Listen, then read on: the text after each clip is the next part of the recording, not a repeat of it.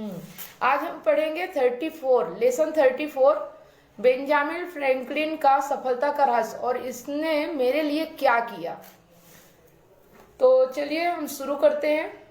शायद इस अध्याय को पुस्तक की शुरुआत में होना चाहिए था, परंतु मैंने इसे आखिरी के लिए बचा कर रख लिया था क्योंकि शायद यह सबसे महत्वपूर्ण अध्याय है। यह वही पथ है जिस पर मैं दौड़ा था। मैं 1888 के बर्फीले तूफान के दौरान फिलाडेल्फिया में नसाउ स्ट्रीट पर एक छोटे से घर में पैदा हुआ। हमारी सड़क के दोनों तरफ हर 50 गज बाद लैंप पोस्ट थे। जब मैं छोटा था तो मुझे याद है हर शाम जब अंधेरा होने का होता था तो एक लैंप जलाने वाला सड़क पर एक जलती हुई मशाल लेकर आता था। वह हर लैंप पोस्ट पर रुकता था, अपनी टार्च को लैंप तक ऊंचा उठाता था और इसे जलाता था। मैं आमतौर पर उसे तब तक देखा करता था जब तक कि वह मेरी आंखों से ओझल नहीं हो जाता था। वह अपने पीछे रोशनियों की कतारें छोड़ जाता था ताकि लोग रास्ता देख सके। कई साल बाद जब मैं अंधेरे में भटक रहा था और यह जानने की बुरी तरह कोशिश कर रहा था कि सेल कैसे करना चाहिए, तो मैंने एक पुस्तक उठाई जिसने मेरे जीवन पर जबरदस्त प्रभाव डाला।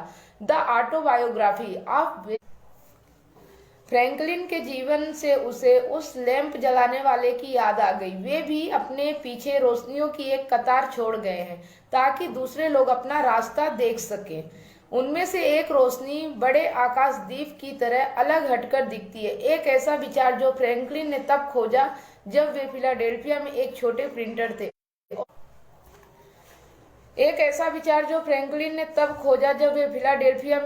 प्रिंटर थे और बुरी तरह कर्ज में डूबे हुए थे। वे अपने आप को साधारण योग्यता वाला साधारण आदमी समझते थे, परंतु उनका विश्वास था कि वे सफल जीवन के अनिवार्य सिद्धांत हासिल कर सकते, बशर्ते कि उन्हें सही तरीका मालूम पड़ जाए। चूंकि उनका मस्तिष्क खोजी प्रवृत्ति का था, इसलिए उन्होंने इतना आसान परंतु प्रैक्टिकल तरीका खोजा कि कोई भी इसका प्रयोग कर सकता है। फ्रैंकलिन ने 13 विषयों को चुना जिन्हें हासिल करना या जिनमें पारंगत होना उनके लिए आवश्यक था, और उन्होंने हर विषय पर क्रमशः एक सप्ताह तक पूरी तरह से ध्यान देना शुरू किया।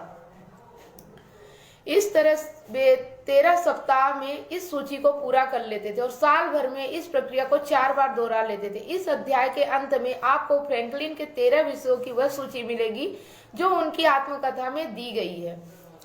जब वे 79 वर्ष के थे तो बेंजामिन फ्रैंकलिन ने अपने जीवन की किसी और घटना की तुलना में इस विचार के बारे में ज्यादा लिखा, 15 पेज, क्योंकि उन्हें लगता था कि केवल इसी एक चीज के कारण उन्हें इतनी सफलता और इतना सुख मिला था। उन्होंने अंत में यह निष्कर्ष निकाला। इसलिए मैं आशा करता हूं कि मेरे बाद आने वाले कुछ लोग इस उदाहरण का अनुसरण करेंगे और इसका लाभ उठाएंगे।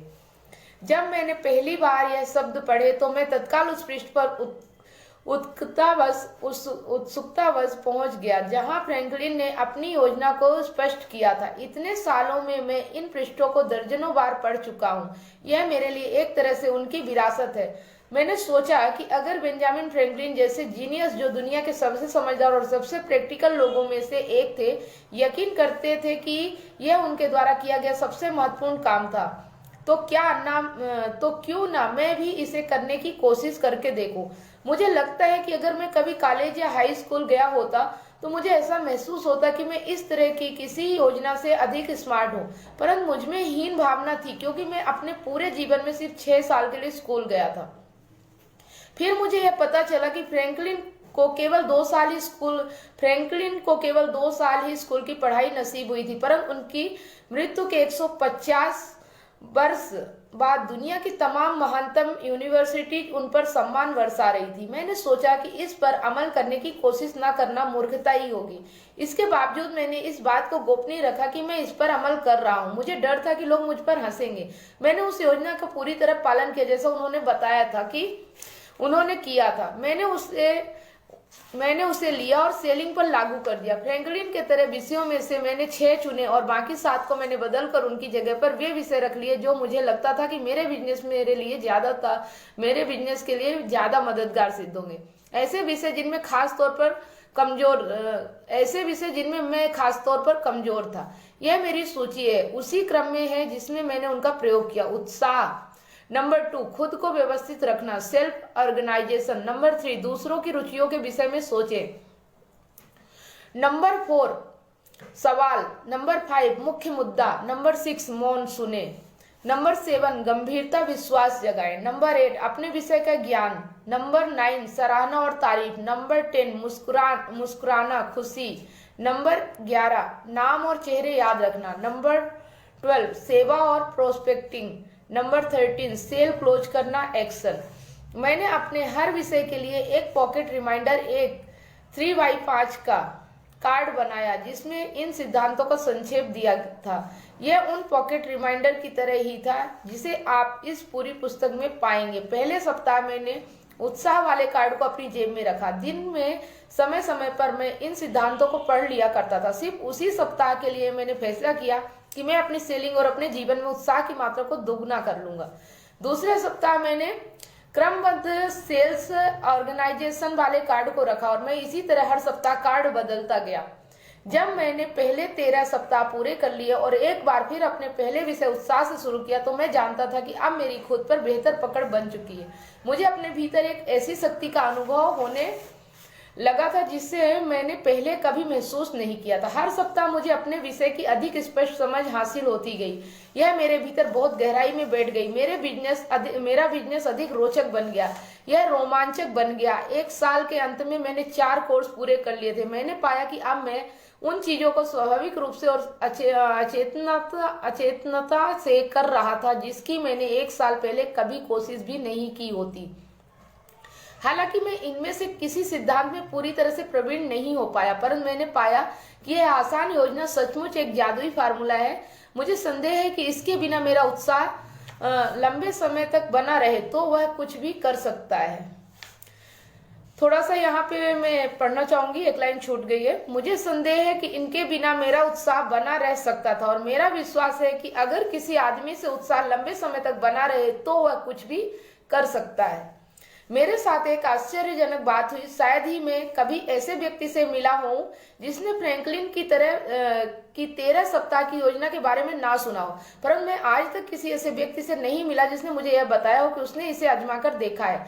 इसके बावजूद कि बेंजामिन फ्रैंकलिन ने अपने लंबे और अद्भुत जीवन के अंतिम पड़ाव में यह लिखा था, इसलिए मैं आशा करता हूं कि मेरे बाद आने वाले कुछ लोग इस उदाहरण का अनुसरण करेंगे और इसका लाभ उठाएंगे। मैं नहीं जानता कि कोई सेल्स मैनेजर अपने सेल्समैनों की सफलता को सुनिश्चित करने के लिए इससे बढ़िया तरीका ढूंढ सकता है कि वह अपने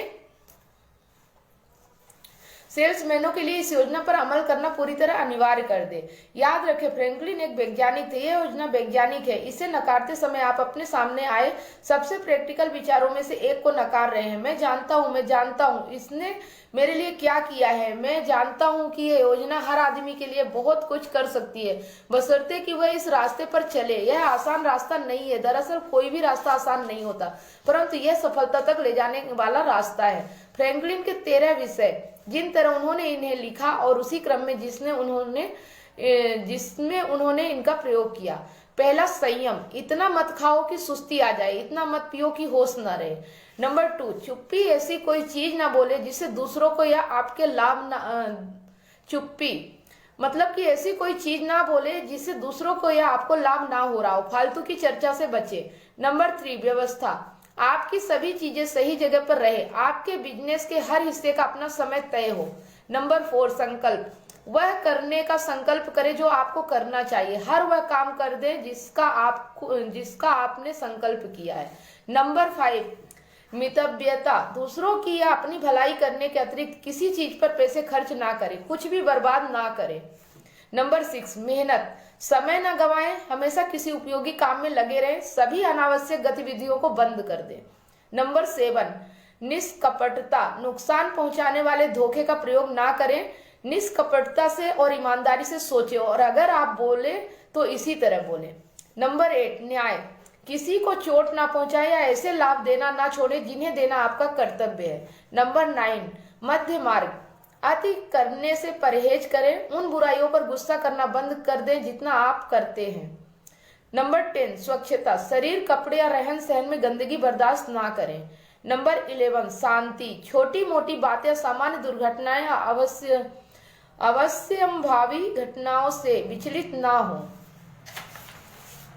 नंबर 12, पवित्रता। यौन स्वेच्छाचार से बचे और स्वस्थ एवं संतानोत्पत्ति के अलावा इसका प्रयोग ना करें। कभी भी इसकी वजह से आप में स्थिरता, कमजोरी उत्पन्न ना हो, ना ही आपकी या किसी और की शांति या प्रतिष्ठा पर आँच आए। नंबर 13, विनम्रता। जीसस और सुकरात से सीखे।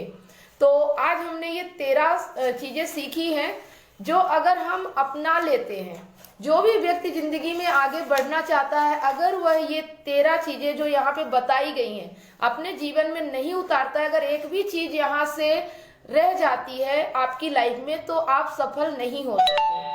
तो ये सफलता का मूल मंत्र है कि अगर आप इसे अपनाएंगे, ये 13 चीजें, संयम, चुप्पी, व्यवस्था, संकल्प, मितव्यता, मेहनत, निष्कपटता, न्याय, मध्य मार्ग, स्वच्छता, शांति और पवित्रता, विनम्रता, ये चीजें अगर आप अपनी लाइफ में अपनाएंगे, अपनी जिंदगी में अपनाएंगे, तो आप जरूर सफल होंगे। आपको कोई भी सफल होने से नहीं रोक सकता और आप जरूर वो सब हासिल करेंगे जो आप चाहते हैं। तो ये पुस्तक बहुत ही जबरदस्त है। मैं सेलिंग में असफलता से सफलता तक कैसे पहुंचा, ये प्रूफ पुस्तक है। अगर इस किताब के जितने चैप्टर पढ़े गए हैं सब अगर अपने काम में उतार लिए जाएं, अपनी लाइफ में उतार लिए जाएं, तो आप जो करना चाहते हैं वो सब कुछ कर पाएंगे।